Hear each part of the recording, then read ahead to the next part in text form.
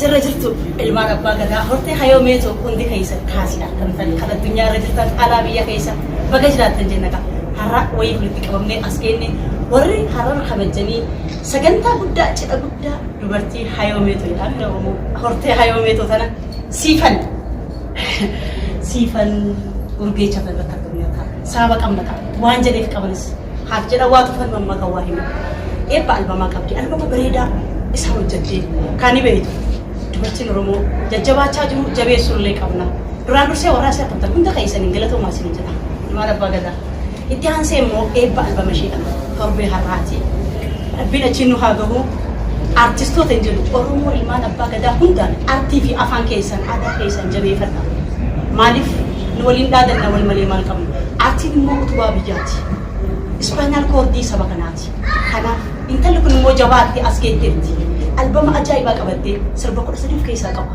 kana mo oromia kaysa ko famiti الدنيا تنا ايروبا فيديو تعرفها كيتي كونسرت لي كنت قبدي كايو كنت تيجي مجرد دالكون كان في حاجه بيسمو دوبرتين جبدونا قرد ابني كندي كينا ايلا تلا اسون جنة تك ابدا اسون جنة سكنتا شي كنا را كلف نجدا تربيا را ولا كنا ولو هاجر سيسو كرشي تسند برس اي غلطوما رانوسا ددبيكي كان فتري من كائنات اكن اقراتو في جبو جبو اكن اربو جلقف سيساني ستون سيساني سواقي وانتي واقي بلتي فجون كده تكيان سوران ارتستوني امتفا في دفع فري وان سوشال ميديا akkasumas jaalattoonni aartii Oromoo fi miidiyaan biraa fi sagalee uummata Oromoo taatan gaafa muddee 2017 albama kiyya mata dureen isaa eebbisiisuuf jalqaba duraan dursa guyyaa har'a ibsa miidiyaa kennuuf fuuldura kootti waan argamtaniif darbu galatoomaa jechuudha. Waaqa gaditti artistoonni albama kiyya biiftuudhaaf ogummaa keessan irraa osoo hin qusatin milkaa'ina kiyyaaf osoo dadhabin jedhin haga yoonaan wajjin taatan guddaan sin galateeffadhaa hirmaatti tawalaloo keessumaayyuu hirmaatti tawalaloo fayyadaloo artistii Misgaanuu Haayiluu, artisti Naawul Gazuu, artisti Baaroodhaa, artisti Lataa Tasfaa fi artisti Saamsoon Haayilee Galanuu Boosiliif dachaa. Gama qindeessitoota muuziqaatiin Taamiraat Dirribaa, Latii Olii, Iyyoob Baalchaa, Daawud Salamoon, Yoonaas Gabrasillaasee, maasteringii sirboota pop sadaniyyuu dadhabee osoo hin jedhin Salamoon Haayilamaaraa danuu galatoomaan jedha. Dabalataan Koreen albama biiftuu danuu isin galateeffadhaa. Hiriyoota koo maqaa keessan otoo hin bira darbee dhiifamanaa godhaan of galchan keessanuu galatoomaa jechuun barbaada. Gama viidiyoo fi laayireesii akkasumas piroomoshiniitiin seenaa istiidiyoo Zaakir Abdallaa, Lubaan istiidiyoo Lalisaa Soorii, Gooftaa Intarteementii Jawaar Gammadaa, Dinqaa Galataa Kiyyaa Dachaasaa, Yaasiin Muhammed Hassan, Inseenii Dajanee, Yohaannis Zawuduu, Taamiraat Dirribaa, Naafiyaa Addunyaa Shawaankiisaa akkasumas hiriyoota koo keessan maqaa keessan otoo hin jedhasin bira darbee ammas galanni godhanuudhaaf walumaa galatti uummata koo uummata Oromoo uummata koo uummata eenyummaa isaa dhiigan na dhaalchise aadaa seenaa isaatiin na kabachiisee na guddisee har'aan na ga'e galanni koo godhanuudhaaf naa jiraadhaa dhumarratti albama kiyya biiftuu eenyummaa aadaa duudhaa seenaa saba kiyyaa akkaataa ibsuu danda'uun isiniif dhiyeesse kanaan gaafa muddee 2017 asuma qabxumaamnetti sa'a 6 irraa jalqabee eebbifamu waan ta'eef irratti na argamaa jedha warra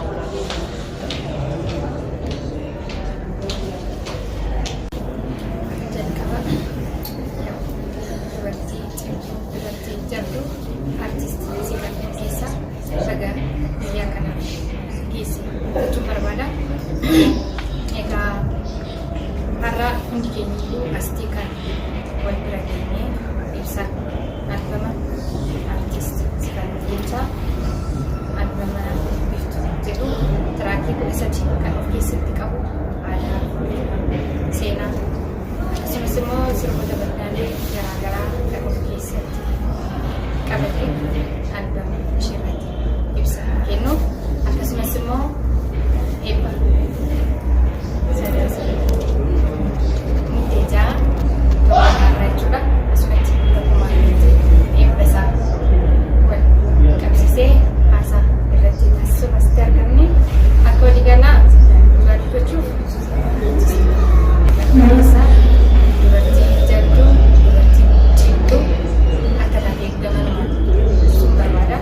sabab misas buah bayi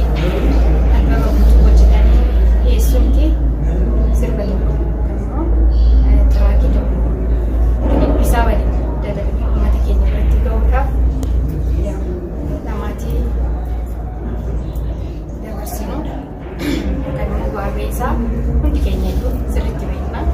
Isheen immoo responsibilitii jireenya wajjin wal qabatee qabdu hundammatee anaaf akka dursaatti kanaan dura dubartii cimtuu argama kaddoon illee jirti. Garuu anillee ibsa kennuuf kan argame yeroo jalqabaati isheedha.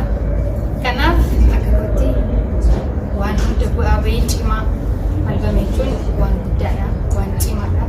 Sana tiraakii 13 dubartii taatee jechuudha. Baay'ee ulfaata. Ilmoo guddisa. Baay'ee ulfaata. Kanaaf kan ammoo mootii jechuudha. Sadarkaa kana. Qophii guddaa kana. Asii wal bira ga'uun keenya cimina ishee yookaan immoo jabduu ta'uu ishee mul'isa waan ta'eef kanaaf galanni ishee guddaadha jechuun barbaada. Baga cimtee baay'ee nuufillee dhaga'umsa guddaa ta'a jechuudha. Namni sadarkaa kanaan dubartiin immoo cimtee gaafa mul'attu dhaga'umsa guddaa ta'a. Baay'ee namatti tola waan ta'eef eebba kanarratti immoo torban har'aa hoteela Kakumaatti waan ta'eef hundi keenya wal jajjabeessuu irratti wal cinaa dhaabbachuu irratti rakkoo guddaa qabna. Kan ifaan ifatti dubbannu keenya wal beekna waan ta'eef kanaaf isa kanarratti wal jajjabeessuudhaaf eebba san irratti argamne eebba san booda immoo albama san bituudhaanis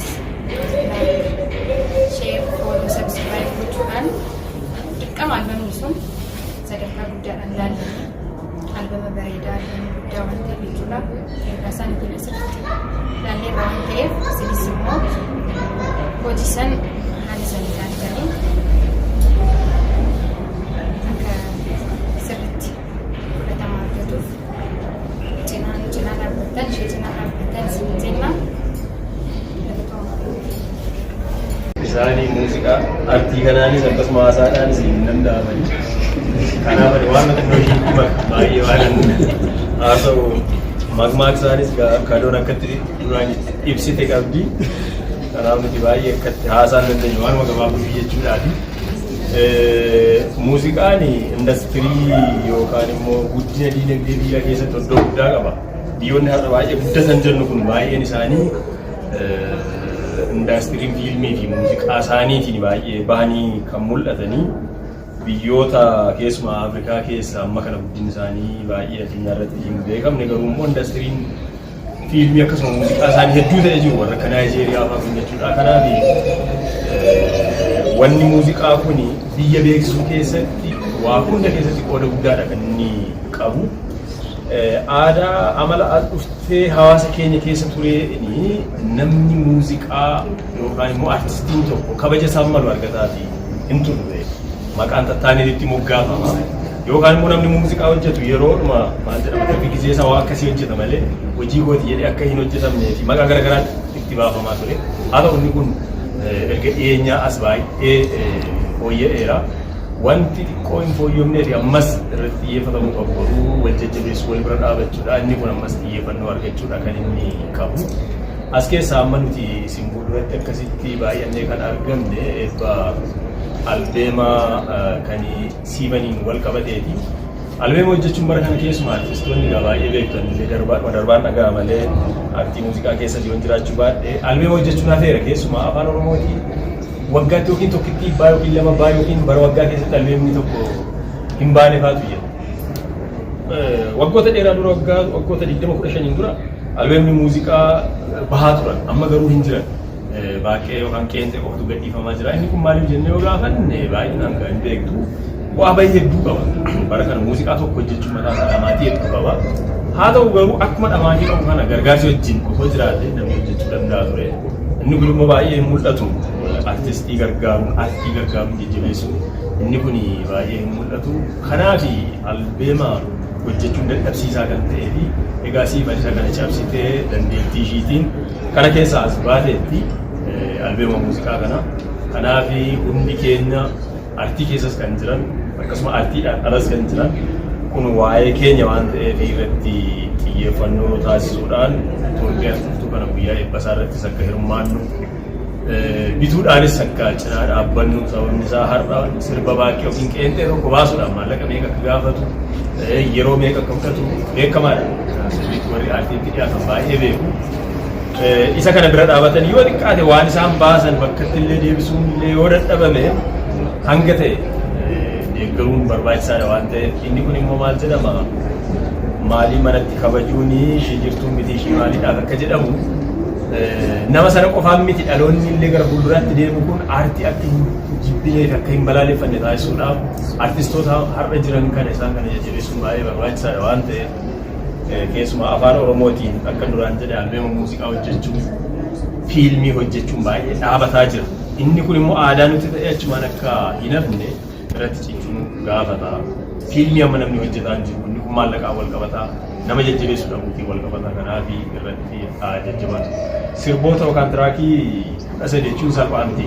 Achi keessattu dhimmoota hedduutu as keessatti hammatameera jechuudha. Muuziqaawwan kana keessatti. Isa kana dhaggeeffachuudhaan egaa wala haa jajjabeessan wal biraa dhaaban jechuudha. Dandeettii guddaa qabdi. Gargaaramuus qabdi. Wanni Oromoo murtee dhaabachuu qabna.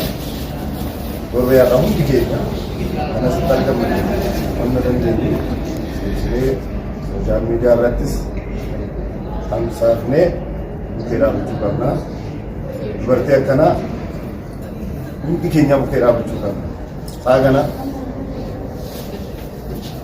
bosonaa dhufee dheera qeenxee tokko baasuudhaaf amma aartistoota nu beeka sirriitti kana jala bu'ee baay'ee ulfaadha baay'ee cimaa waan ishiin baafte kanallee argachuu qabdi dadhabbii ishii kana fakkeenya ta'uudhaaf ijoolleen duubaa dhufanis qoom ishiirraa fakkeenya fudhatanii dhufuu qabu. Aartiin Oromoo kun jajjabaachuu qaba. Jajjabeeffachuu qabna. Bira dhaabachuu qabna. Hundi keessanuu jabeessinee qabuu qabna jira taata.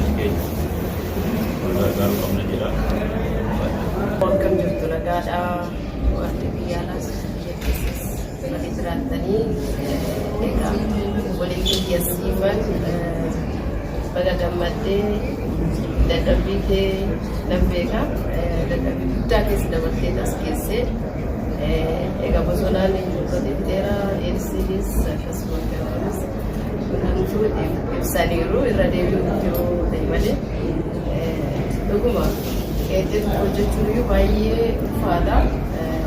Karaa dinagdees taanaan karaa yeroos taanaan dubartummaanis ni jira ijoollee guddisuu rispoonsibilitii guddaa qabdi. Kana cabsitee kan hunda bira dabartee as baatee eenyummaa ishii aadaa ishii safuu oromummaa Oromoon artistoota keenya walumaa galatti baay'een galateeffadha. Walumaa galatti otoo bu'aa hin argatin dadhabbii guddaa keessa dabartanii waa'ee oromummaa irratti waa'ee sabuudha. Kanaafuu bira dhaabbachuu qabnaa bituudhaanis jajjabeessuudhaanis nurraa hin hafina muddee jaa asitti wal argina siin jedha ulfaata kabajama anaa dhufu warri argitanis warri torban alaa dhuftanis anaa dhufu siin jedha waa'ee siin jaalladha waa'ee siin kabaja oromummaan kanadha kan of keessaa qaba wal bira dhaabbachuu keenya dirqamadha. Akka Oromoon bahu guddatu yoo barbaanne buleetti keenya tana bira dhaabbachuu qabna. Buleetti keenya qofa osoo hin ta'in warra ishii duuban dhufanis warra amma dhufaa jiranis anaa dhufu jechuu qabna. Siin jedha fayyaadhaa ulfaadha.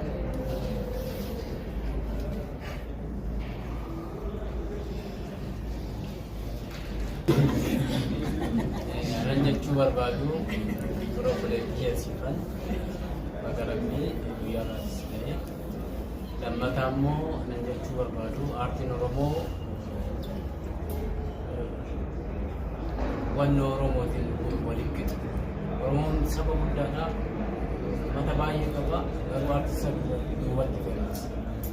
Kanaafuu warra amma Oromoo aartii Oromoo jajjabeessuudhaaf tattaaffii godhaa jiran kana har'a yoo nuyi bira dhaabbachuu baannee warra booda maamileen wannoo ta'ee jiras kanaafuu albamii kana siifan dhaabbannee isheen gatii baafte kana albamii ishee irraa bituudhaan sirba ishee miidiyaa adda addaatiin sabiskiraabii sheerii godhuudhaan gargaaruun nurra jira. Sabboonummaan sun kanuma, Oromummaan sun kanuma, tokkummaa keenya kanarratti ibsuu jedha galatooma. Baay'ee galatooma Kooket Entertainment irraa hin dhufe silaa gaaffii hedduu qabadheen hoogganaa biyya bira keessatti bosonaa. Kanaafuu gaaffii xiqqisuma gaafadheetiin xumura durarratti maqaa albamaa biiftuu jettanii biiftuu maaliif jettanii biiftuu jechuun maal jechuudha gaaffii Habira qabiyyeen albama maal kutaalee Oromiyaa hunda hagam ammataa jiru gaaffii keenya sadaffaa eega gadhiisanoo yuutuubii kanarraa namni argate eessa gadhiisuuf yaada qabatanii gaaffii keenya kan xumura artistoota Khadijaa fi Elsaa qofas biratti agarre artistoota Oromoo jedhanii warra mana jedhu gurraacha qabu tokko bakka adda addaatti garfu. Siitu yaamin immoo isaaniitu dhufinya. Gaaffii keenya kabiraati. Artistoonni hangam takka si cinaa dhaabbatan waan kanarratti si cimsuudhaaf galatooma. Baay'ee gammadeechuun barbaada jalqaba. Dubartoonni hagam si cinaa dhaabbatanii albamii kana gaafa hojjettu. Aadaa waan seenaa of keessatti qabatan jennee irraa waan ta'eef hagam si bukkee dhaabbatanii biiroo aadaa turizimii waan akkasii irratti hojjetaniif kun waan jedhu gaaffii kan itti aanu immoo toora miidiyaa illee gaafateera toora miidiyaa kamirratti koonsartii yaadde jira biyya keessattuu biyya alaatti jedhaniira biyya keessatti iddoo itti yaaddu yoo jiraatu galatoomaa. Youtubarratti maqaa ibsaatu beekama. As dhufee albama sifan gammachuu guddaan natti dhagahame. Gaaffiileen gaafatu gaaffii takka qofaan gaafachuu barbaadudha. Albama gaafa yeroo ammaa albama dhiisii singalii takkaan namni gaafatee kanarratti ispoonsara gaafatee jirta. Dhaabbanni Oromoo dhaabbata gurguddaa jiru. Akka Teelekoomiinis ni jira, Baankiin Oromiyaa ni jira. Akkasuma gartee warra dhaabbata abbootii qabeenyaa illee hedduu jira. Gaaffii kana inni kaasuu danda'eef isin duuba irratti yoo ispoonsara kan gootan ta'e silaa isin duubaan jiraachuu qabu. Akkuma wallaalii kan isin gaafadhe bakka kanarratti maaliif ispoonsara hin gaafate maaliif kan hin jedhu jechuu barbaada. Kanumaan isin jedhu. Obiiftuun kan hunda keessaniiti sabaaf sablammoota hundumaa jechuudha hundi keessanii irratti hirmaadhaa miidhagina asitti walagarraa barri dhuftanii fuuldura murtaa'attanii gabaasa kanaa goota hundaa galatamaa jechuun barbaadaa keessummoonni qoodannoo fadhaa uffannaan jedha waan inni gurguree nama uffachaa koraa bulaa kanarraa fuutee asumatti saalaa kana ja'arraa jalqabee biiftuun eebbifamaa koottaana eebbisaa jedhaa ulfaadha koraa bulaa deemaa.